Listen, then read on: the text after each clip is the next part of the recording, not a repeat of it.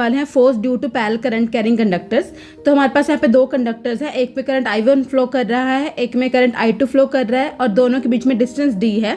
I1 जो है वो मैग्नेटिक फील्ड प्रोड्यूस कर रहा है B1 जो कि एक्ट करेगी इनवर्ड, और वही मैग्नेटिक फील्ड जो है वो फोर्स एक्सर्ट करेगी किस पे, कंडक्टर 2 पे। सिमिलरली जो कंडक्टर 2 है वो मैग्नेटिक फील्ड प्रोड्यूस करेगा B1 जो कि एक्ट करेगी आउटवर्ड, और उसकी वजह से, उस मैग्नेटिक फील्ड की वजह से जो कंडक्टर 1 है वो फोर्स एक्सपीरियंस करेगा। इससे हमने इस फोर्स का नाम रखा है F12। हमें पता है कंडक्टर पे जो फोर्स होती है that is equal to ILB sine theta, पर यहाँ पे क्योंकि मैग्नेटिक फील्ड और करंट दोनों आपस में परपेंडिकुलर हैं तो यहाँ पे हमारे पास फॉर्मूला बन जाता है ILB। अगर मुझे फोर्स ऑन 2 निकालनी है ड्यू टू 1 तो मेरे पास करंट तो 2 का ही आएगा, पर मैग्नेटिक फील्ड किसकी आएगी, 1 की आएगी। और हमें 1 की वजह से पता है किसी भी स्ट्रेट वायर की वजह से जो मैग्नेटिक फील्ड होती है उसका एक्सप्रेशन होता है μ0 अपॉन 4 पाई 2I 1 अपॉन D, क्योंकि इन दोनों के बीच में डिस्टेंस कितना है D। ये हमने एम्पियर लॉ की एक्सप्लेनेशन में किया हुआ है।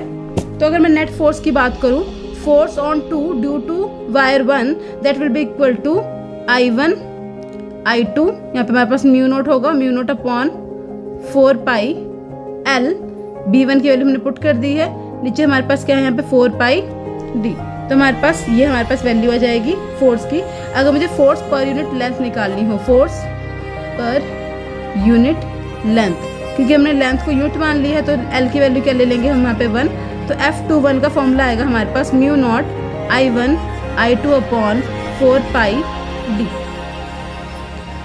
क्योंकि करंट जो 2 में फ्लो कर रहा है वो मैग्नेटिक फील्ड प्रोड्यूस करेगा 1 में, तो हम लिखेंगे magnetic force on 1 due to 2। इसका फॉर्मूला भी क्या आएगा, क्योंकि 1 में फोर्स लग रही है तो करंट भी किसका आएगा, 1 का आएगा, that will be I1 L B 2, क्योंकि मैग्नेटिक फील्ड किसकी होगी, 2 की होगी। अगर मैं मैग्नेटिक फील्ड 2 की लिखूँ तो उसका फॉर्मूला होगा μ0 अपॉन 4 पाई I2, और दोनों के बीच में डिस्टेंस कितना है D। तो अगर मैं ये वैल्यू यहाँ सब्स्टिट्यूट करूँ तो मुझे F12 की वैल्यू मिलेगी I1 μ0 I1 I2 अपॉन 4 पाई D, और यहाँ पे L की वैल्यू, क्योंकि हम यूनिट लेंथ ले रहे हैं तो L की वैल्यू यहाँ पे क्या ले लेंगे, 1।